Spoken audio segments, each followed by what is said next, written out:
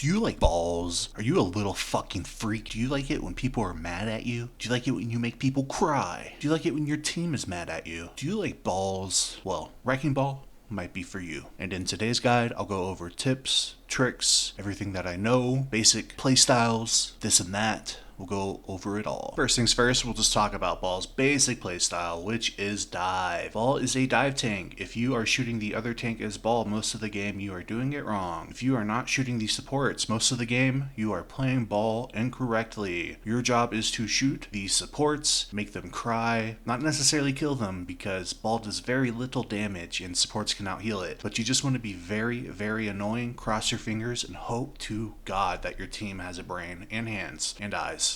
You basically want to disrupt, and while you're disrupting the supports, hopefully your friendlies can take care of the front line. Ideally, that's how it goes, right? You can definitely feel when it doesn't happen and it feels like shit. Hopefully, some of my tips and tricks can help you mitigate some of that. So going forward, we'll just go over Ball's basic abilities in his kit first, and then we'll go into more in-depth things. So starting out, we'll just go into his kit. But first of all, we have his quad cannons. These are also known as his pea shooters.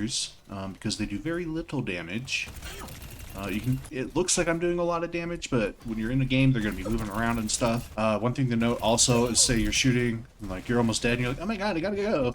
If you go into ball mode, your quad cannons will reload themselves. Right, next up we have Ball's grappling hook. Yeah, it's a grappling hook. So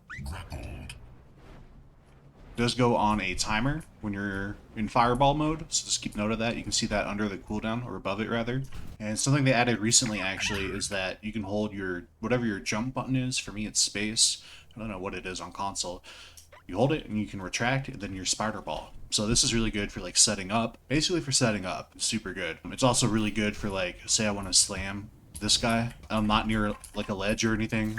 I can just like grapple up and like slam down for like a quick tech. You can also like get off the ledge. But yeah, as I was saying, you can get off the ledge a little bit.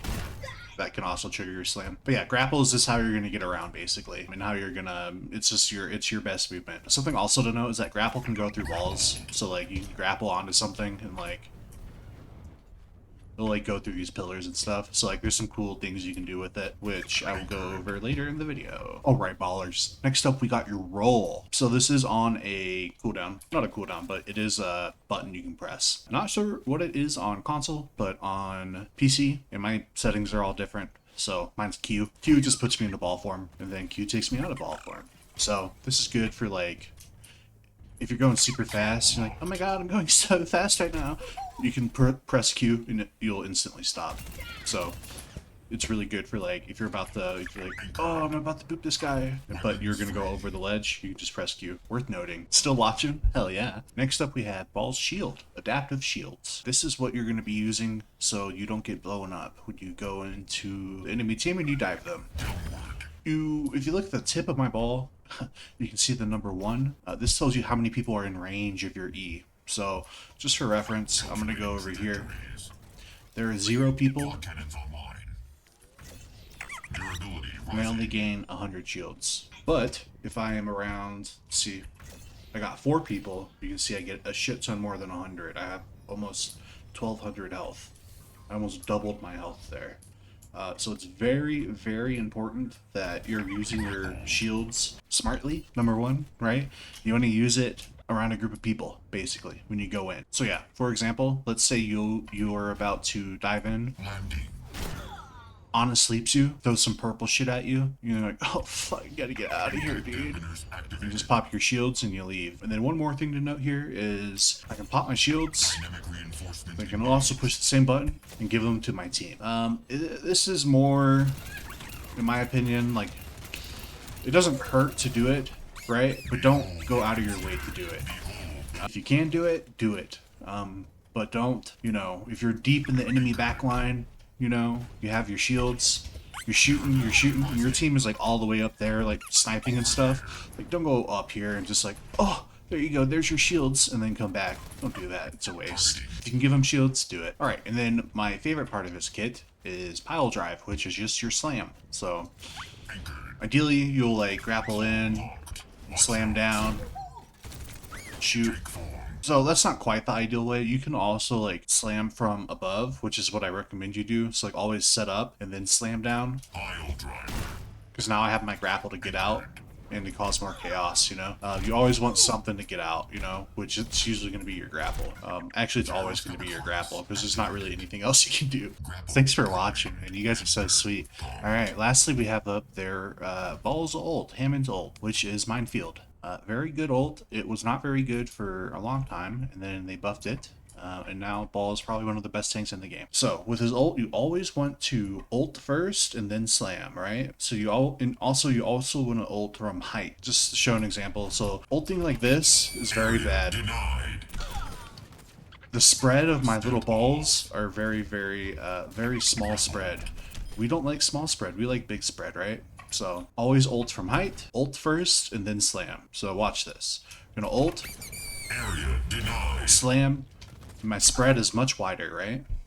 Now the reason why we ult first and then slam is we ult because our ult has a casting speed basically, or a trigger speed. When they hit the ground, they don't automatically trigger. So when they hit the ground, you want to slam, booping the enemies up. That way when they land, your mines are activated. Yeah, I mean, that's pretty much it for his abilities. This isn't meant to be like super in-depth with them. I'm assuming all of you know basics, right? But this is just for those who don't. So next I just want to go over like the few texts that I do know. One thing to know is that you don't need to know super fancy texts. It's cool if you do, but you don't need to know them. You can watch Awkward's Unranked GM. He did it with Ball. I don't know if he even did any tech, so it's not necessary. One that is worth using and pretty practical is wall jump. Yeah, so wall jump is you're basically just going into the wall. As soon as you hit the wall, you hit the backwards directional. So like if you're on console, you just do analog backwards. On PC, it's just hitting S key. And when I hit the S key, I'm also jumping. So